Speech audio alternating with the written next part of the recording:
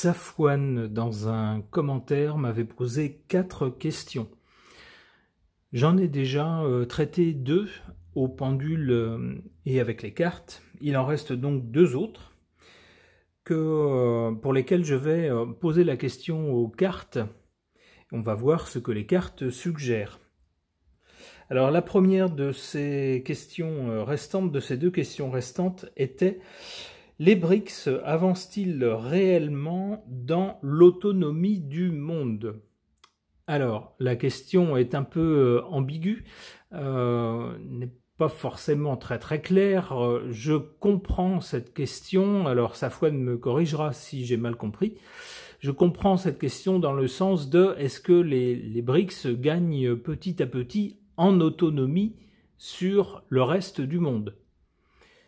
On va poser la question aux cartes, on va voir ce que les cartes suggèrent à ce sujet. J'interroge le tarot de Marseille.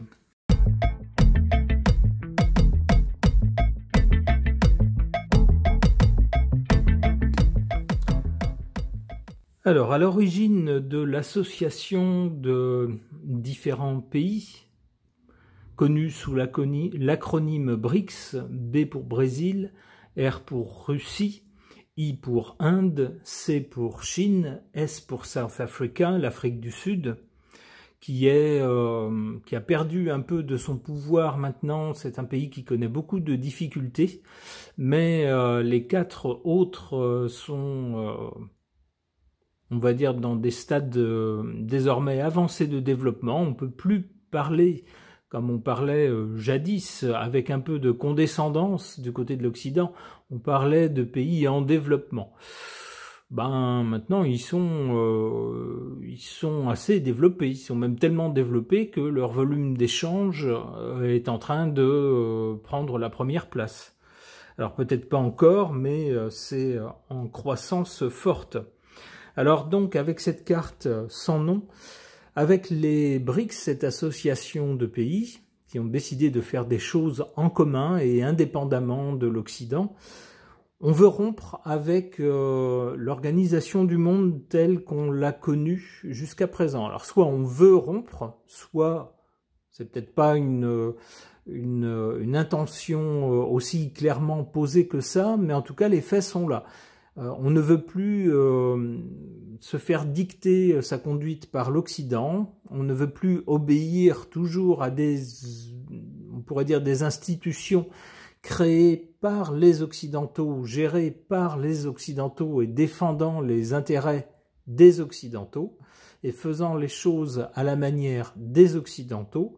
Non, pour ces pays, on s'est dit, bon, vous faites ce que vous voulez, l'Occident, nous, maintenant, on s'organise entre nous, on va faire les choses entre nous.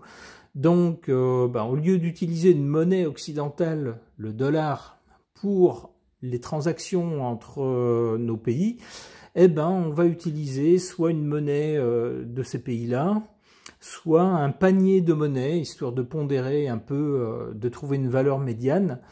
Et puis, ces pays ont donc, surtout l'un d'eux, la Chine, accumulé pendant non seulement des années, mais des dizaines d'années, d'énormes stocks d'or, de façon à pouvoir garantir les transactions internationales. Lorsqu'il y a une transaction entre 2 pays, il faut bien qu'il y ait un système qui serve de garantie pour être sûr d'être payé. Et il faut bien que cette garantie s'appuie sur quelque chose de réel, sur une valeur réelle, d'où l'accumulation de stocks d'or. Eh bien, tout cela a pour but de petit à petit créer les propres institutions entre ces pays, de gérer leurs échanges à leur façon à eux et se découpler de l'Occident. Dire à l'Occident, vous faites ce que vous voulez, mais nous, désormais, on fait les choses à notre façon. Donc, on a bien une rupture ici, à l'origine de cette association de pays. Et qu'est-ce qu'on a maintenant pour ces pays-là? La force. Alors oui, c'est un groupe de pays. Alors au groupe de pays initial, se sont agglomérés d'autres pays qui se sont dit: nous, ça nous intéresse aussi. Nous, on aurait envie de se rapprocher de votre groupe. Alors maintenant, ils sont beaucoup plus nombreux que le groupe initial. Donc on parle de BRICS plus ou de BRICS avec d'autres pays, mais en tout cas ils sont nombreux et sur tous les continents. Donc c'est un groupement qui gagne de la force, qui gagne en puissance et en force. C'est ce qu'on a avec cette carte de la force. Pour l'avenir avec la papesse, il y a de l'intelligence derrière ce groupe-là. Donc c'est pas un groupe qui va faire des choses un peu farfelues, un peu n'importe comment. Non, ça sera beaucoup plus réfléchi que ça. Il faut pas croire que ça va partir dans tous les sens. On a au contraire des gens intelligents qui prévoient les choses, qui ont des plans de développement, qui savent comment faire dans le temps, comment faire telle chose avant pour que ça fonctionne et non pas faire les choses en dépit du bon sens. Non, tout ça est bien pensé, tout ça est bien organisé. Et avec la papesse, on pourrait dire que tous les plans ne sont pas dévoilés à l'avance. Les gens qui pensent le développement de ce groupe-là gardent certaines choses secrètes. Alors, ce que cette carte pourrait nous dire aussi, cette carte de la papesse, c'est que à l'intérieur du groupe des BRICS, alors BRICS plus, maintenant qu'il y a beaucoup plus de pays qui font partie de ce groupe, certains font partie de ce groupement de pays pas seulement avec des bonnes intentions. Certains ont certaines arrière-pensées en se disant bah tiens, on va profiter d'un train lancé, on va profiter de l'effet d'entraînement, mais pour notre propre intérêt, quitte à plus tard éventuellement dégommer certains autres pays du groupe. Ça pourrait être ça aussi. Avec la papesse, c'est ni bon ni mauvais, si vous voulez. C'est plutôt du calcul.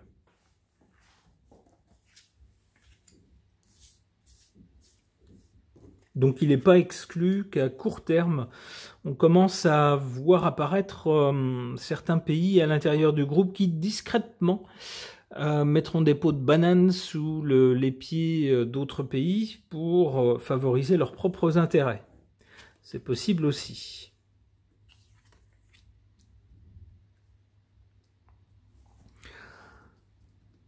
En carte ici défavorable, le jugement.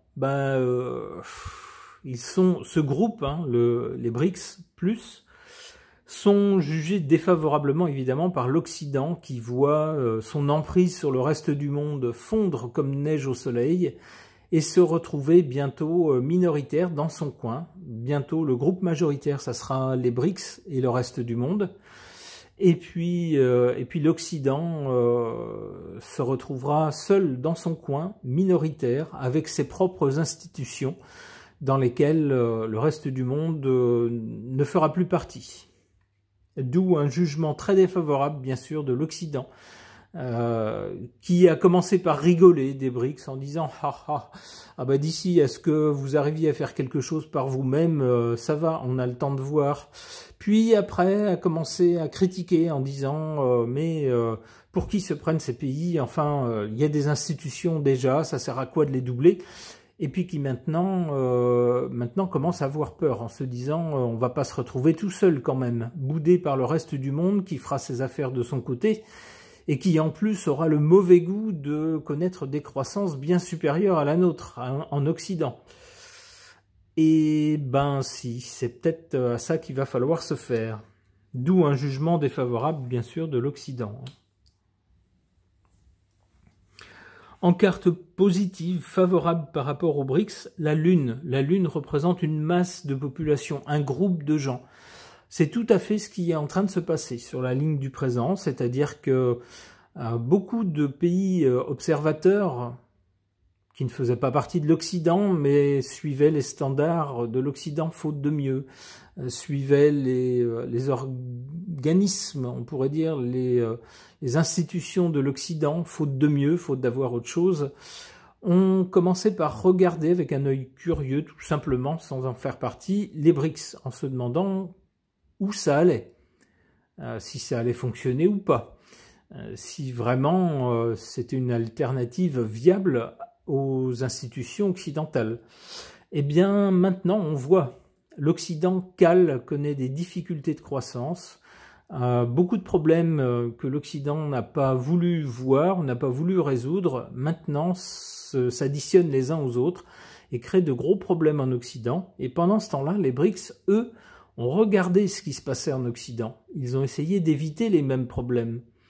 Ils ont essayé de faire les choses à leur façon et de les faire mieux, de s'occuper des problèmes au fur et à mesure qu'ils apparaissaient plutôt que d'attendre qu'ils s'empilent. Et puis, du coup, ça joue en leur faveur. C'est eux qui sont en train de monter en puissance. Alors, les autres pays du monde se disent, entre l'Occident qui cale, qui a plein de problèmes, et puis les BRICS qui montent en puissance, et qui sont en train de créer en fait le nouveau monde, bien sûr, on va au moins regarder comment il se passe, au moins nouer des contacts avec eux, voire demander à en faire partie.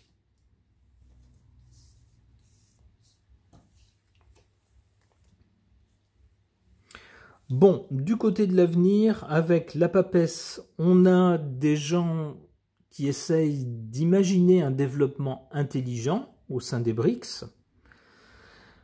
Aussi sans doute beaucoup de sous-entendus, de choses qui ne seront pas dites publiquement, mais qu'on finira par deviner entre certains pays membres. Il y aura peut-être des petites rivalités.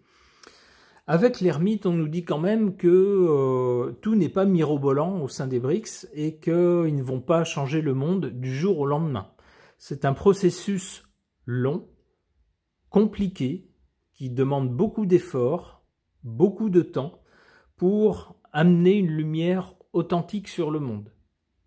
Mais c'est un chemin qui prend du temps, mais c'est un chemin sur lequel ces pays sont engagés.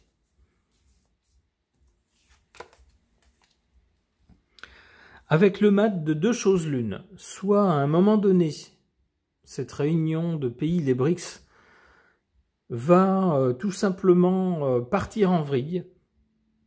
Pour une raison X ou Y, peut-être des conflits d'intérêts, chacun va commencer à tirer la couverture de son côté et puis proposer des choses irréalistes. Et puis ça partira un peu dans tous les sens. Ça, c'est la plus mauvaise interprétation de cette carte. L'autre interprétation de cette carte, la bonne interprétation, serait que le reste du monde va assister ébahi, étonné à la création de nouvelles choses auxquelles on n'aurait pas du tout pensé, des nouveaux fonctionnements, des nouvelles institutions, des nouvelles façons de faire entre pays qui ne seront pas celles de l'Occident, pas celles du passé, mais bien des choses tout à fait nouvelles créées par les BRICS. Alors pour tenter de voir dans quel sens ça va aller, tirons une autre carte. La justice, je comprends cette carte dans le sens de institutions, des institutions, comme une cour de justice, mais aussi comme un fonds monétaire, comme une banque de développement, comme un conseil de défense, comme, vous voyez, ce genre d'institutions. Eh bien, il semblerait que les BRICS vont continuer à créer leurs propres institutions, histoire de donner une valeur légale à leur existence, à codifier leur fonctionnement, le fonctionnement de leurs échanges. Eh bien, c'est tout ce qu'on peut souhaiter à ces pays. On espère qu'ils éviteront les erreurs que l'Occident a commises par le passé. Ok. Dernière question posée par Safwan, quid des immigrés en France à l'avenir? Alors, au sortir de la Deuxième Guerre mondiale, et en plus avec la prise d'indépendance des pays qui étaient jadis sous le joug, sous la domination de la France, beaucoup de personnes de ces pays qui se sont retrouvés d'un coup beaucoup plus pauvres que la France ont souhaité émigrer vers la France, en se disant il y a plus d'opportunités de développement, de s'enrichir, d'avoir une meilleure vie. Alors ça a bien fonctionné dans un premier temps, puisqu'au sortir de la guerre, il y avait besoin de main-d'œuvre pour reconstruire, pour faire des tas de choses, mais maintenant ça fonctionne moins bien. Ça fonctionne moins bien parce que, par exemple, il y a beaucoup de personnes âgées pour lesquelles il faut contribuer et pour lesquelles les caisses arrivent à saturation. On a beaucoup de problèmes financiers en France Et entre-temps, on avait promis aux personnes qui émigraient en France d'avoir les mêmes droits que les personnes résidentes, leur apporter par exemple un système social, un système de santé, mais il faut financer tout ça, et ça pose problème. Alors il y a également des problèmes de culture différentes en France et dans certains pays d'origine des émigrants, avec un clash culturel qui ne se passe pas toujours bien. Alors c'est pas toujours un problème, parfois ça se passe tout à fait bien, la cohabitation se fait bien, mais parfois non. Parfois, il y a vraiment des problèmes culturels. Alors comment est-ce que tout ça va se passer? Certains disent qu'il faudrait arrêter complètement l'immigration, d'autres disent qu'il faudrait revoir les règles selon lesquelles les personnes qui souhaitent arriver en France, qui souhaitent émigrer vers la France, sont admises. Bon, chacun y va de sa solution, on ne sait pas trop ce qui serait la meilleure solution. Alors interrogeons ce jeu pour voir ce qu'il suggère. J'interroge mon tarot.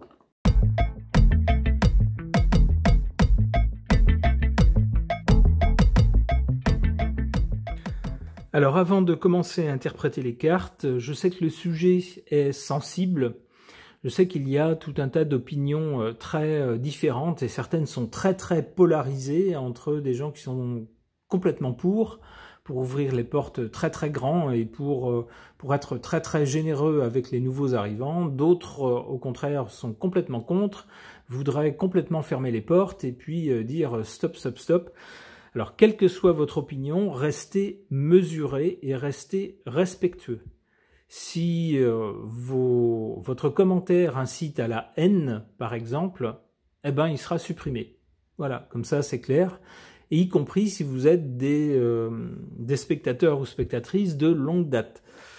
Vous savez que maintenant, les réseaux sociaux sont surveillés, on ne peut pas se permettre de dire n'importe quoi, et en particulier pas certains propos déplacés ou agressifs, ou vous voyez ce genre de choses. Ou alors s'il faut le faire, si vous voulez faire passer votre idée, soyez mesuré, ayez un peu d'humour par exemple, ça passe mieux. Évitez de donner les noms de certaines personnes, surtout des personnes politiques. Évitez de viser des groupes nommés en particulier.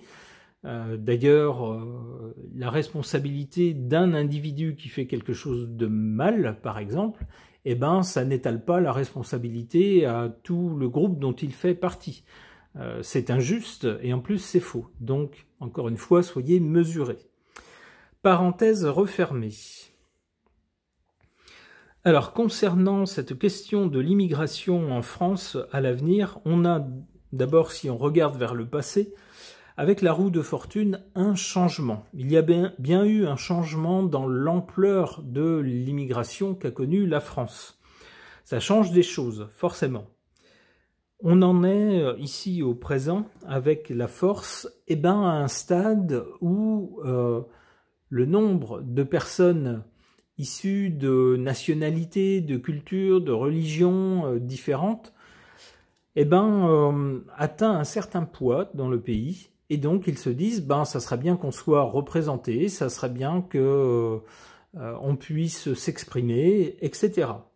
Et ça peut poser un problème à certaines personnes qui ne partagent pas la façon de vivre, la façon d'être, etc., qui ne partagent pas les mêmes valeurs culturelles, etc. D'où un rapport de force. C'est ce qu'on a sur le présent. Alors sur l'avenir, avec l'empereur, va se poser la question d'une certaine souveraineté. Qui commande? C'est ça la question. C'est ça la question qui va se poser avec l'empereur.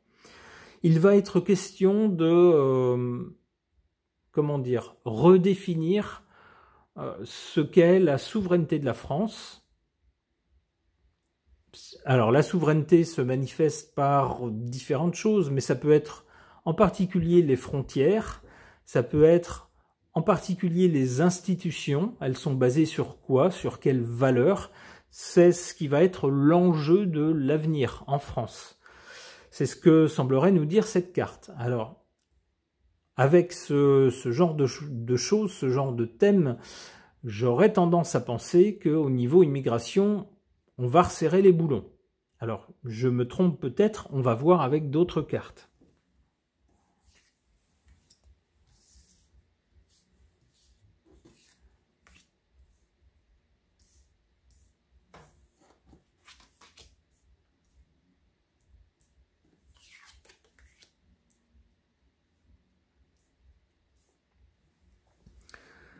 Ce qui pose problème par rapport à ces questions d'immigration, c'est comme toujours l'argent.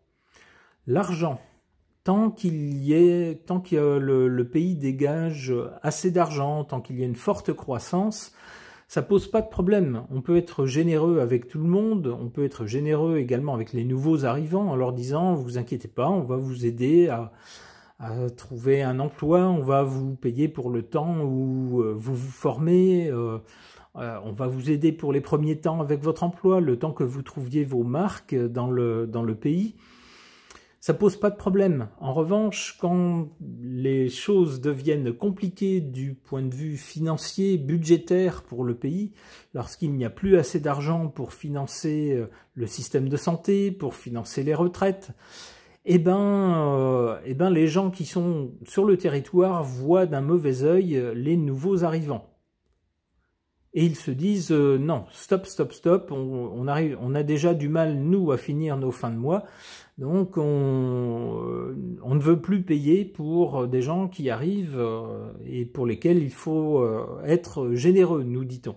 Non, on ne veut pas de ça. Donc on voit bien que c'est la question de l'argent qui pose principalement problème. Alors il n'y a pas que ça, il y a également des valeurs culturelles qui ne sont pas toujours les mêmes et qui peuvent causer un clash dans le pays d'arrivée, mais principalement c'est surtout l'argent.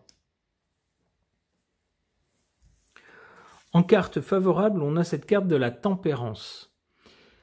Cette carte voudrait nous dire que, même s'il y a en France des gens qui sont très extrêmes, soit dans un sens, soit dans un autre, eh bien, il y a quand même une majorité de gens qui sait faire la part des choses. C'est dire, on ne va pas laisser les gens crever de faim, on n'est pas pour fermer complètement les portes du pays à tout le monde et à n'importe qui, mais on est plutôt pour, on va dire, des mesures moyennes, des mesures tempérées, c'est-à-dire, au lieu de fermer les portes complètement, est-ce qu'on ne pourrait pas étudier d'un peu plus près les dossiers des gens qui veulent venir chez nous? Est-ce que c'est des gens qui ont des passés criminels, par exemple? Auquel cas, est-ce que c'est une bonne chose de les accueillir chez nous? Est-ce que c'est des gens dont le métier, la formation correspond à un besoin chez nous? Sinon, si c'est des gens qui vont pas trouver de travail, comment est-ce qu'on va les financer si on n'a déjà pas d'argent? À ce moment-là, c'est pas la peine de les accueillir. Vous voyez, donc il y aura peut-être une tempérance dans la façon de gérer l'immigration. C'est ce que voudrait nous dire cette carte. C'est-à-dire, on ne va pas adopter une posture radicale, ni dans un sens, ni dans l'autre. On va adopter une posture tempérée qui va tenir compte de la situation réelle, des besoins réels, mais aussi des revendications des uns et des autres, pour essayer de ne pas être trop polarisé.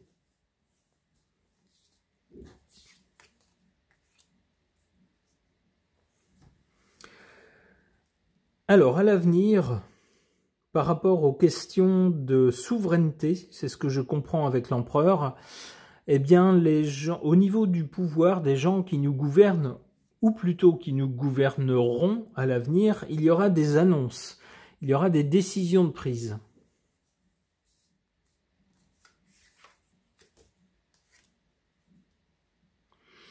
Alors, avec la papesse,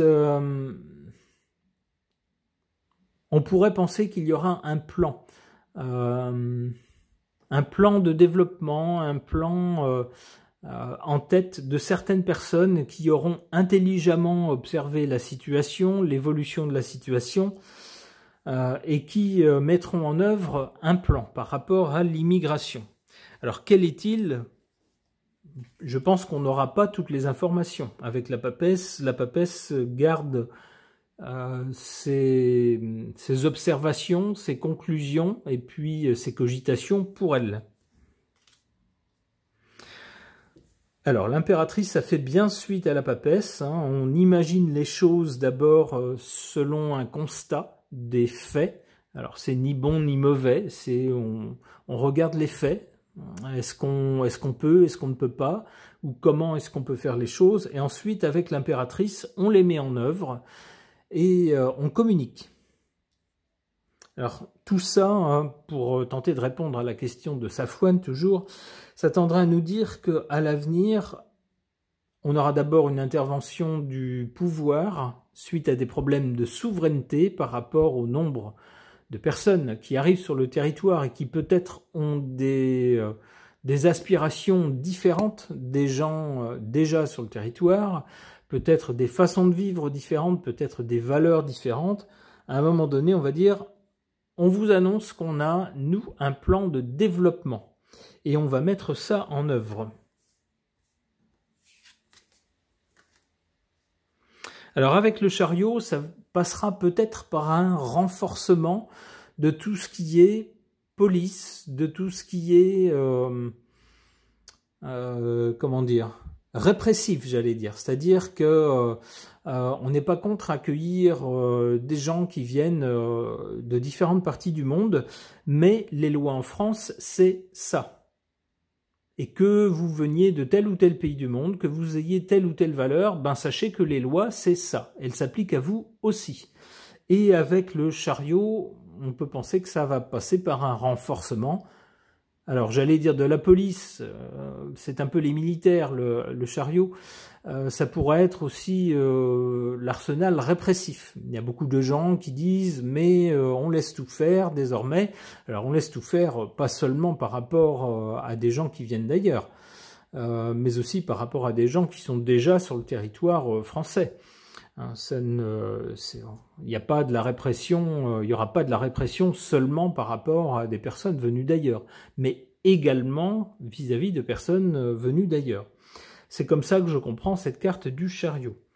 Alors, je ne sais pas si je peux tirer une autre carte, ça fait déjà beaucoup. On va voir, est-ce que ça nous dit autre chose?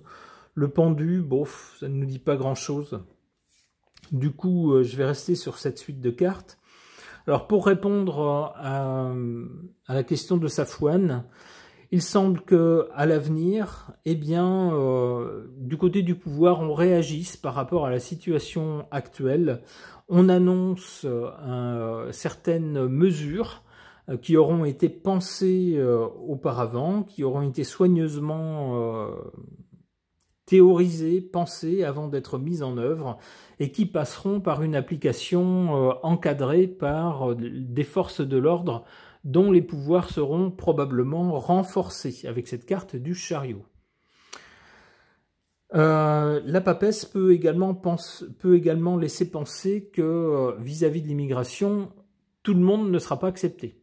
Il y aura peut-être certains filtres, certains critères qui seront appliqués au flux de personnes qui souhaiteront émigrer vers la France. Donc voilà ce que me suggèrent ces cartes, en espérant que ça répond à la question de Safouane. Ces tirages de cartes sont maintenant terminés, merci de les avoir suivis.